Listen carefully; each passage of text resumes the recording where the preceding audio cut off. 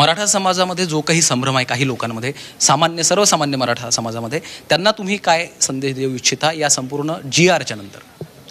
GR काढला त्याचा फायदा होणार, कारण जे काही कुणबी नोंद जी आहे, कुणबी प्रमाणपत्र आहे, तो देण्याचा कायदाच आहे. 2001ला झाल्यानंतर त्याचे नियम 2012ला झाले आणि त्याप्रमाणे कायद्याप्रमाणे आपण दिलेला आहे आणि कायद्याच्या चौकटीत बसवून दिलेलं आहे, कुठे व्हायलेशन केलेलं नाही.